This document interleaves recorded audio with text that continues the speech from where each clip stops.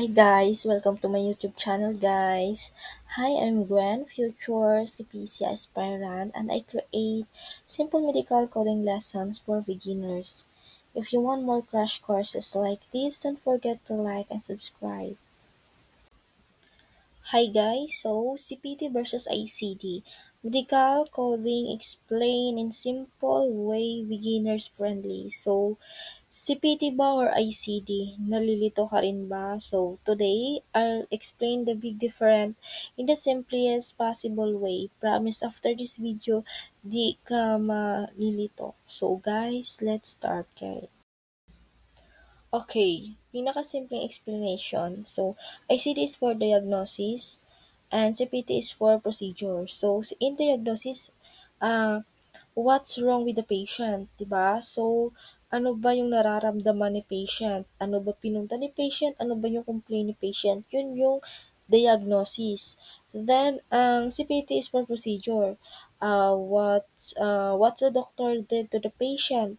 Ano ba pina-order, pina-test kay patient? Ano ba yung pina-order kay patient na kailangan ni doktor? Yun yung procedure, yun yung atin kukunin na CPT. So, marami yan guys na mga CPT, kagaya ng mga x-ray, kagaya ng mga, syempre, pag may laceration ka, may skin disease ka, may, kagaya ng may, ano ka, ng diabetes, sepsis, lahat yung guys may mga test. So, kailangan talaga yun ni doctor guys na ipatest pag ganun na po yung ano nyo, yung diagnosis ni patient. So, doon mafo-fall yung CPT.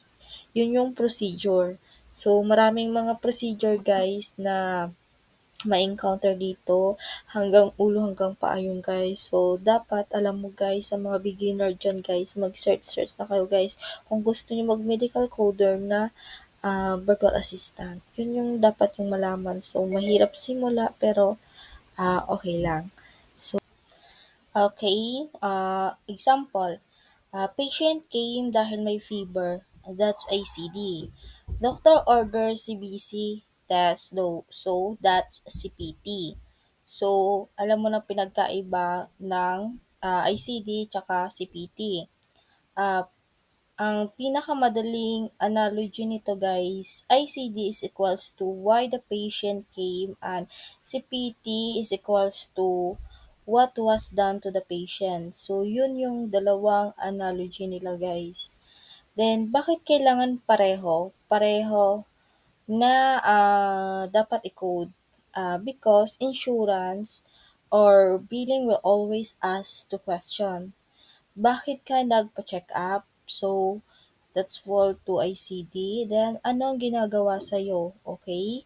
So, that's CPT. So, sa next ano natin, meron tayong real scenario. Chief complaint, cough and fever. The doctor diagnosis acute bronchitis. So, that's ICD-10 and the code is G20.9.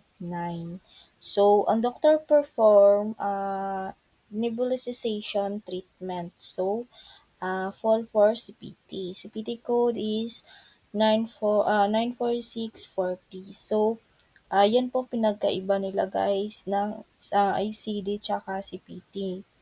Then, so in one encounter, we use both ICD to describe the illness, diagnosis. CPT is to build the action or service. Insurance will not pay if walang ICD plus CPT pair. They also always go together, guys. Yun yung tandaan nyo. Hey guys, memory tricks to guys. Here's the easy way to remember. ICD start with I, illness, CPT start with P, procedure. We'll never forget guys. So, or memorize it like this. ICD answer the why, CPT answers the what.